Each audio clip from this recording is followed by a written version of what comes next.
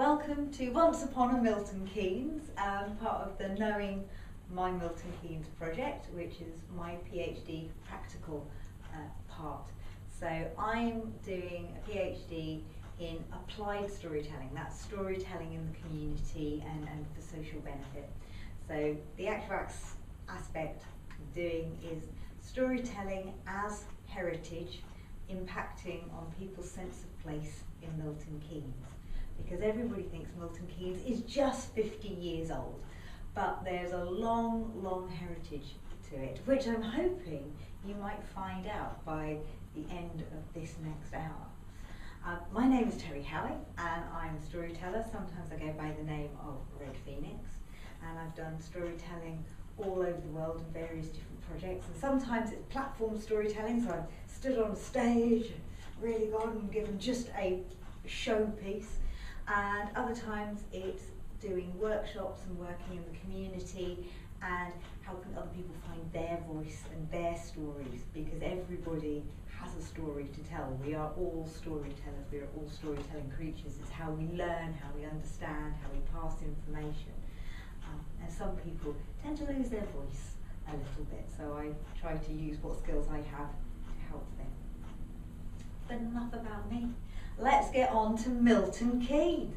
What an amazing place. I moved here in 2013, and beforehand I had heard all the stories. It's just concrete cows, it's a concrete jungle, there's roundabouts everywhere. I had even heard the old joke of what's the difference between Milton Keynes and a yoghurt? A yoghurt has culture. But I found myself doing a lot of storytelling here and doing projects with heritage groups, and I thought, this is not a place that has got no heritage, no culture. And the more I started to research, the more stories I found, and the more I became confused by this image that it has of being a cultural desert. And so when the opportunity came up to do a PhD, I knew exactly what I wanted to do. I wanted to find the answer to this mystery about Milton Keynes and culture. But the very first story of Milton Keynes, and there are many, that I discovered we have a link to. Have you heard of the story of Theseus and the Minotaur? No. Theseus is a great Greek hero, and he was sent to go and fight the Minotaur. Now the Minotaur was half man, but he had a bull's head, and he lived in a maze under the ancient city of Knossos. And Theseus went down, found his way through the maze, killed the terrible beast, saved the girl, and sailed back to Athens. And it's a very, very ancient story, but we have a link to that story because Knossos was the very first planned city built anywhere in the world. And so when the Milton Keynes Development Corporation were trying to decide upon a logo, they came up with the Minoan double-headed axe as their logo. And the Minoan culture was the culture that was living in Crete, in Knossos at the time. And so we have a connection to that. We have a connection to Jack and the Beanstalk because the city centre was all bean fields. So you might have very well found a giant wandering around there a few hundred years ago. We also have a link to Dick Turpin.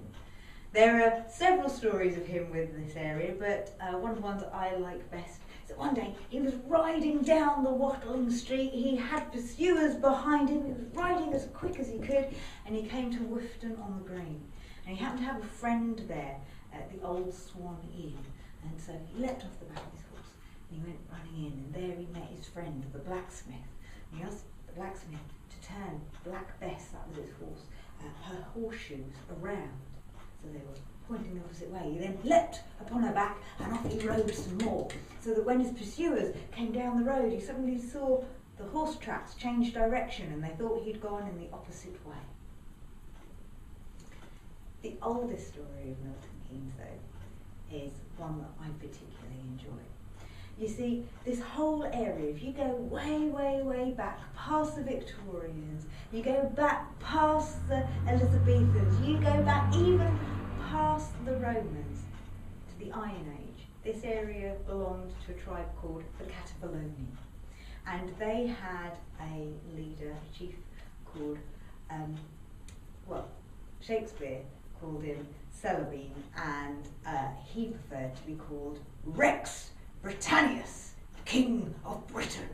So he was a very grand chap. But he had a son, and his son's name was Caradoc. And Caradoc didn't like when the Romans came in. Celebine was trying to make friends with them, but Caradoc, he was not happy. The Catabaloni were one of the largest tribes in Britain at the time, and they stood to lose a lot. And so Caradoc, he called up his armies, and they started to fight against the Romans. For 10 whole years, when the Romans first came in, they fought battles, they fought guerrilla warfare. But unfortunately, just before the end of that first decade of the Romans being here, well, Caradoc was beaten in battle, and so he ran to the safety of a neighbouring tribe, some friends of his. They were called the Brigantes, and they lived a bit further north. And the queen of the Brigantes welcomed Caradoc in and said, "Oh yes, come, we'll give you safety." And as soon as he was across the border, they slapped him in irons and they handed him over to the Romans. Well, the Romans, they took him all the way down to Rome, and there on a cart they paraded him through the streets as peasants and nobles jeered and threw things at him. Sometimes it was rotten vegetables, and that was if he was lucky, and sometimes it was something more unpleasant. And they took him all the way to the Senate. Because he was a prisoner of war, he was to be executed. But as all prisoners of war were allowed, they had a moment to speak before the Senate. And Caradoc stood there, and he looked and eyeballed every single one. And when it was his turn to speak, he said, "You Romans are only so great because of the people that you fight. If I had been weak, if I had been less than an adversary, your victory would not be so noble. So you owe your greatness to people like me." And he spoke so strong that the Senate agreed that actually, without him being such a good adversary, we wouldn't have had such glory that they had in the moment. And so they gave him his freedom. They made him a free citizen of Rome. He was allowed to live out the rest of his days with only one stipulation, that he was never to come back to Britain ever again. And so, with wise words, he saved his life. And I think words are quite important to not only my research, but this area. So that's a story about somebody getting away with it. And I do believe that there is a story of this very area that also is about somebody or a group of people sort of getting away with it, but they have a few issues along the way. Now, I mentioned before we started that Conniburrow turns up for the first time on maps in 1641, and it was known as Conniburrow Hill, and it was part of Linford Wood. So it was definitely the area where all the rabbits lived, because Conniburrow is rabbits' warren. And so whether these were kept rabbits or whether these were free and wild rabbits, I don't know. That's not evidence, but I'm probably thinking that they were wild if they were part of the wood. But during the late 1600s and 1700s, something changed in the areas, well, all across England. Wealthy landlords suddenly started putting fences around the borders of their land. So places went from being common land where people could graze their cattle or go foraging for nuts and mushrooms, or maybe even going hunting to go and put a little bit extra on the table. Well, now suddenly they weren't allowed. Wealthy landowners employed gameskeepers to keep a tight watch on the livestock and the woodlands and the meadows that they had. And this meant that the poor folk got even poorer, because if they didn't have money in their pockets, they now didn't have food in their belly, and they couldn't go out to nature's bounty to go and fill their larder there either. And so the practice of poaching began. And this story is based upon some old Buckinghamshire songs, folk songs, about poaching and around this area. So Linford Wood once covered a much wider area than it does now, and all the villages that were around it, there was Willand, there was Great Linford, Wooshton on Green, Loughton, they were all there and they all edged on different parts of it. And so you can imagine these families feeling a little bit hungry, looking at that wood, knowing that all that food was in there. And so it was with one poor family. They were a family of farmers, Bill and Nell. They were farm workers, and during the winter months, when there's not so much work to do, you get a little bit hungry, you get a little bit peckish. And they saw that their two boys, William and Jack, were getting thinner and thinner and thinner, and old Bill couldn't take it anymore. He decided that he was going to do something about it. And the only thing he could think to do about it was to go into them there woods and to go and do a little spot of poaching. So he called up his brother Ned and a friend of theirs, and they made their plan. And Bill decided that, well, his boys, 117 and 114, they were old enough now, they should come too, they should learn the ways of the land. And so when the moon was shining bright one cold and crispy evening, off the five of them set, much to Nell's anger about the two boys going as well. Off they went, and they crept, quietly trying not to make a sound. But Ned, he was very, very nervous. He'd heard about that gamekeeper. He was a vicious one. He'd be causing all sorts of trouble. If he caught them, he'd never hear the end of it. They'd be lucky to get out with their lives. And so, when you're hungry, sometimes you don't quite think straight. You get a bit anxious. He was already very nervous. So why they gave him the gun, I do not know. But he was the one carrying the gun, and he just wanted to get whatever they could and get out of that wood as quickly as they possibly could. And so when a rabbit came bouncing across their path, that was it for Ned. He rose that gun and he fired, completely missing the rabbit. Bill was on him in a second. What have you done? That shot has rung out right the way across the woods. The gamekeeper, he's going to have heard that. He's going to be on us in a moment. And sure enough, just the other side of Conniburrow Hill, that gamekeeper, there he was. And he heard it, and he started to make his way through the trees and the bushes, making his way to where the sound of that shot fired. Bill and Ned were busy arguing like only brothers can argue. And so they didn't notice as the gamekeeper got closer and closer.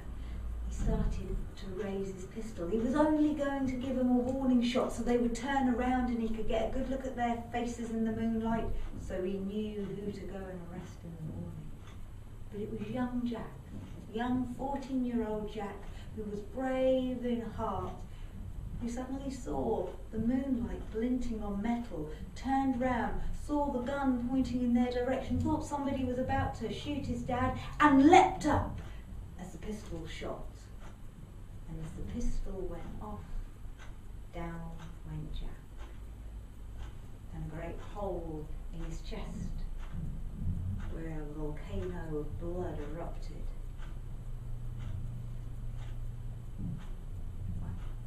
Bill, as you can imagine, part of him distraught about his son, part of him enraged by what the gamekeeper had done, leapt at the gamekeeper, fist pounding relentlessly. The gamekeeper pushed him off and said, "Oh, I didn't mean to do it." And Ned grabbed hold of Bill, pulled him away. They grabbed up young Jack's body and they ran their way home. But before they even got halfway there, Jack was gone. And the next morning, they didn't even have time to mourn. There they were arrested and they were taken to the jail. And they waited a week. They waited 2 weeks. They waited 3 weeks for the assizes, when a makeshift courtroom was put up in the back room of a local pub, and their case was heard by a judge. He sat there as the gamekeeper told about them sneaking through, poaching. It was against the law. It wasn't right. The lord of the manor sat there in all of his wealth, listening, shaking his head. And all those very skinny, hungry poor folk looked on. There was a great ruckus in the room. The lord of the manor with his wealth, the poor folk, they started shouting, screaming at each other. The judge called for order, and one pale hand rose. It was Nell, and she asked for permission to step forward and address the court. And the judge, well, he said yes. And she stood there, and she said, "Sir, I may be just a humble woman, but I am a mother who has just lost her boy. And there stands the man who did it, a free man. And there stands my husband, my son, my brother-in-law and friend. And there they are arrested for doing nothing. They didn't even catch even a rabbit, not even a mouse, to put on our table. And why did we come to such? Because we are starving hungry. If we had plenty enough food, we wouldn't be out in the woods poaching. And now with my menfolk all locked up, well, there's even less food, there's even less money. So I beg you, my lord, please let my menfolk go, so at least they can come home and I can keep my other boy alive. And as for him, if you will not judge him, then the Lord above will, for I'm sure his soul will never rest for what he has done." Well, on those powerful words, the judge agreed to let the menfolk go, and so they returned home. They were able to have a proper funeral for Jack. And as for the gamekeeper, well, he didn't live too long in this area. He got run out because, well, basically, nobody was particularly pleased to have a murderer who got off scot-free on the doorstep. But they do say that old Nell's curse came true, that even after his death his soul could not rest. And some say that he wanders around other parts of Milton Keynes, and some say that he's still wandering around Linford Wood and Conniburrow Hill. So if you're out after dark and you see a glint in the moonlight, get yourself home.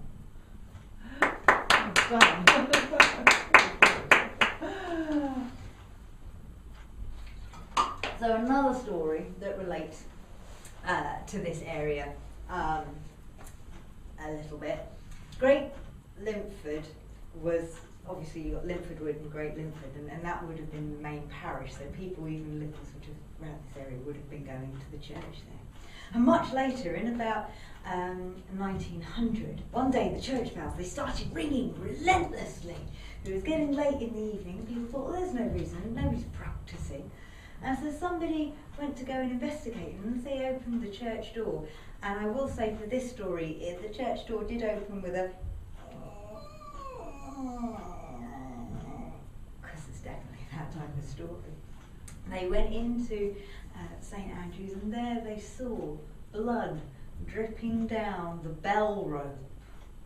Very unusual. They managed to stop the bells, and they went up into the belfry, and there they found a man crushed between the bells. Nobody knows who he was or why he was there, and so you never know, maybe that's what happened to the gamekeeper. Bit of a different time period, but I like to think you guys come up with in quite a similar way. So we've done two stories now where people managed to get off. There was a crime committed, they managed to get off. We got Caradoc, who got his life back, and we've got the poachers, they managed to get out of jail. But this next story, this one is about another part of Milton Keynes which people think is completely new, Galley Hill. And it was the first estate built in Milton Keynes, and everybody goes, oh, it's just new. This story is very much focused on Galley Hill. You see, just next to Galley Hill there is Calverton, and there is a farm called Calverton Manor Farm. And in that farm, many, many years ago, there lived Simon Bennett. Now, Simon Bennett was a lovely chap. He made sure that he gave money to all the poor folk within the whole parish of Calverton. That even includes half of Stony Stratford. And so there he would provide and make sure that they were well fed, they had enough bread, and at Christmas time they'd even get a few other bits and pieces. He was a lovely man. However, as sometimes the case, you have a lovely husband and sometimes you don't have such a lovely wife. And that was the case in this situation, because Grace Bennett, she was not a lovely woman. She got known as Madam Bennett, because that's what she told people to call her. And when Simon died, she stopped all that money going to the poor folk. And not only that, there used to be an old custom that Lord of the Manors would allow people to come onto their land and pick up any fallen wood to take home for their fires, because it cleared their land without them having to pay servants to go and do it, and it helped the poor folk. Double-edged. It's great.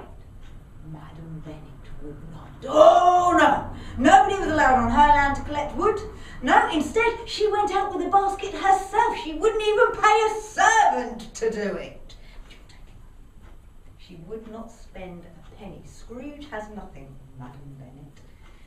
Unfortunately, she had a cousin whose name was Adam Barnes, and he was a butcher in Stony Stratford, and he'd fallen on hard times, and so he went to go and see his cousin, and he begged for just a little bit of money, but it fell on a hard ear and a hard heart. She said no.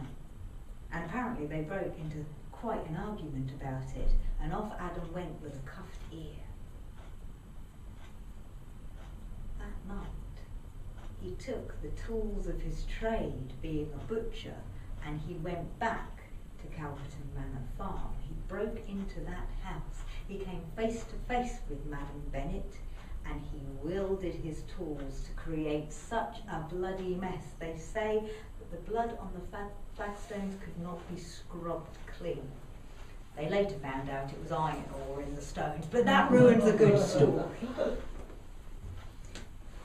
Well, Madam Bennett was found murdered, and they knew pretty sharpish that it was Adam Barnes, and so he was taken to the Cross Keys pub in Stony Stratford, where they were having another makeshift courtroom, and this trial was heard, and it was decided that he was most definitely to be hanged. And so he was taken up to the gibbet at Gallows Hill. And it wasn't Galley Hill back then, it was Gallows Hill, but that's where the gallows hung. And he was taken up there, he was given his last rites, and then he did what they lovingly used to call the Tyburn jig. But it wasn't enough that they hung him. He'd done such a vile crime that when he was dead, his body was cut down and it was put in a gibbet. And that's one of those iron things in the shape of a body. And they put him in there and they hung that on Gibbet's Lane. It's now Gibbs Lane. It connects Galley Hill down to Calverton. And he was hanging up there for the birds to peck the flesh from his bones. But even when he was just a skeleton, that was not enough for them. They took his skull, they placed it on a pole, and they placed it outside of Calverton Manor Farm, just to warn anybody else who thought of doing anything as evil ever again. And so, if you're in that neck of the woods and you're up to mischief, I'd think twice.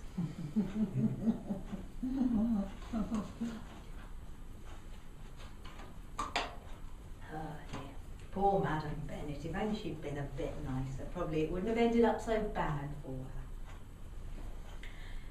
Whilst doing the research for this show, I found lots of interesting stories, lots of lovely bits and tidbits about history that I think, oh, that's great and lovely. However, you don't usually find a story that is a personal story, so it's actual somebody's narrative about something that's happened to them in their life, that has a bit of magic about it. And this next story, I think, has to be one of my favourites that I found during my research. It is absolutely beautiful, and I really hope that you'll enjoy it as much as I do. You see, in New Bradwell, there used to be a baker called Old Scotty. And Old Scotty, he had a parrot called Polly that used to sit in his shop. And when the kids would come out of school, they would go into the baker's, not to buy anything, but to talk to the parrot, because the parrot could talk. And one of the young lads amongst this group was Horton Mundy. And luckily, before he died, he left a whole plethora of stories to the Living Archive. And this is one of the stories that he recounts. And so, as far as I can tell, this is actually true. So, him and his best mate Ginger, they would go in and they would talk to this parrot. And the parrot knew Ginger by sight. And so every time that Ginger would go in, the parrot would start, Ginger, Ginger, Ginger, and start talking to him. Well, Old Scotty was getting old, and so after a little while he decided he didn't want to run a baker's anymore. And he decided to close it down and take that money to use to build himself a lovely house. So just off of the Newport Pagnell Road and backing onto the canal. That's a lovely bit of room, nice new house, and at the bottom of the garden there was a tree. And he would take old Paul's cage out and hang it in the tree so Paul could look out over the fence and look out down at the canal. And the school kids, rather than going to the baker's, they would come down and they would chat to Polly over the garden fence and her hanging in the tree. But it wasn't just the kids that she would talk to. You see, hanging from that tree, looking out over the canal, she would see the canal boats going up and down and up and down. And in those days, they didn't have engines. And so they were pulled by ponies. And the old boaties, they would control the horses by shouting, "Whoa! Gee up!" Well, they shouted this so much because it was coming up to a lock. The old Polly, well, she got wise to it and she learnt it. Whoa! Gee up! Gee up! Whoa! And of course, as the ponies are trotting along, there's Polly calling out, "Whoa!" And suddenly the ponies would stop. Or, as the boatie was getting off to do something, Polly would have great fun and shouting, "Gee up!" And suddenly the boat would go off and the boaties are running after it. One turned round and said, "When I get to that lock gate, I'm coming back and wringing that bloody parrot's neck." Well, he didn't. But it does look like he got even in some other way. Because it was getting colder, probably about this time of year, maybe a bit later. And the boaties, one night, suddenly turned up at Old Scotty's door. And then they invited him up to the new inn to maybe have a drink or two. You know, settle old grievances, because they'd been upset about the parrot. They'd said some stuff that they shouldn't. Old Scotty, well, he maybe said some stuff that he shouldn't. They should go up to the pub, settle their differences. Off they went, and they drank, and they drank, and they drank.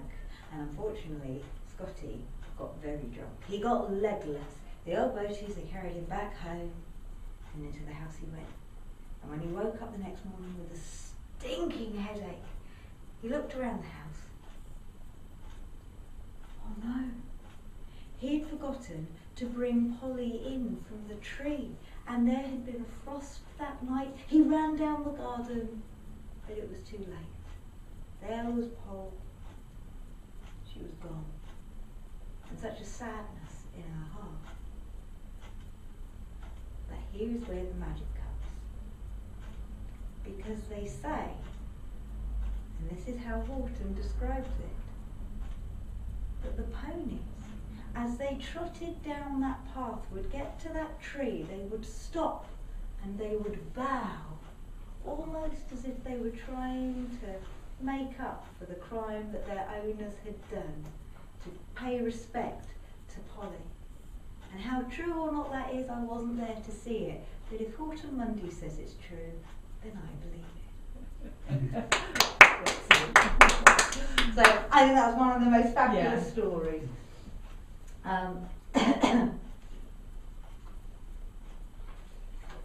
So far we've had a history, we've had a folk tale, we've had a little bit of a more ancient urban myth with the bell tower, we've had a personal story which has an edge of magic, but I did promise that there would be some urban myths, and so I'm going to tell you a couple, because there are some great ones about Milton Keynes, and if I were to tell all the stories of urban myths about Milton Keynes, we'd be here forever. But two of my favourite ones. It's said that when the Development Corporation came in, some of them were quite young, they were in their 30s, it was late 60s, early 70s, they could quite easily be described as hippies. And as well as being hippies, they liked to partake in all the things that hippies did. So they liked music, they liked new age philosophies, they liked to party. And one of them, it is said, discovered that there was a ley line that went directly through their new town of Milton Keynes and linked up with Stonehenge.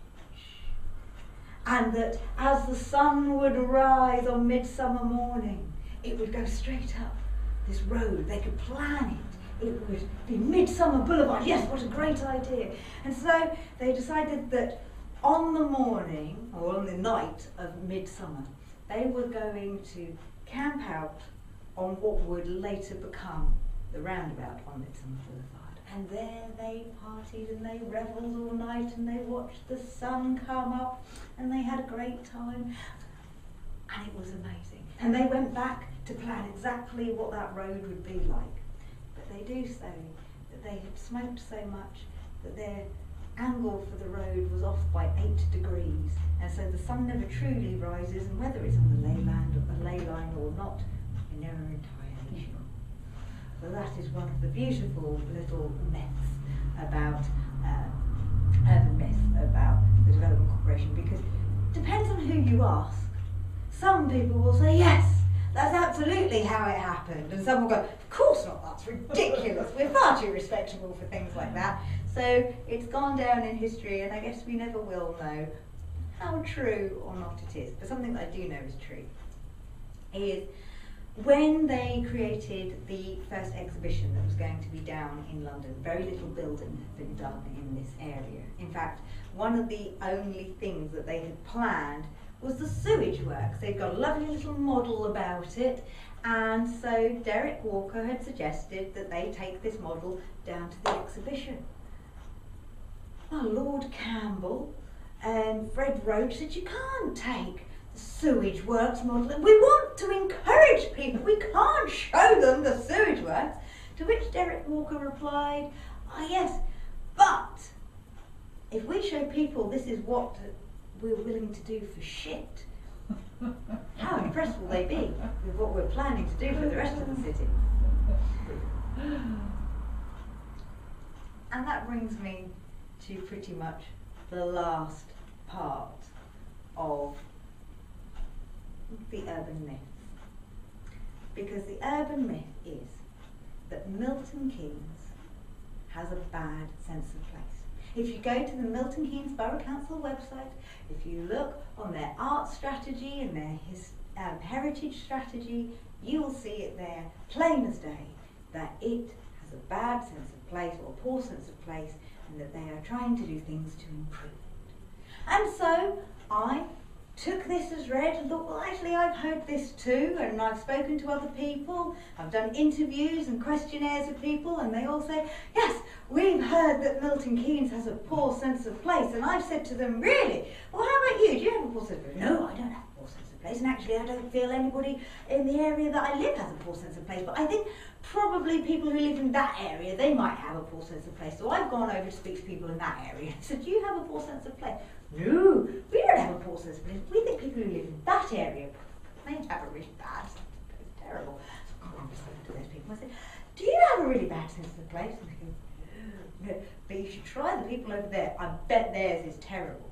And so I've gone from place to place to place to place to find these people with a poor sense of place in Milton Keynes, and so far I haven't found them.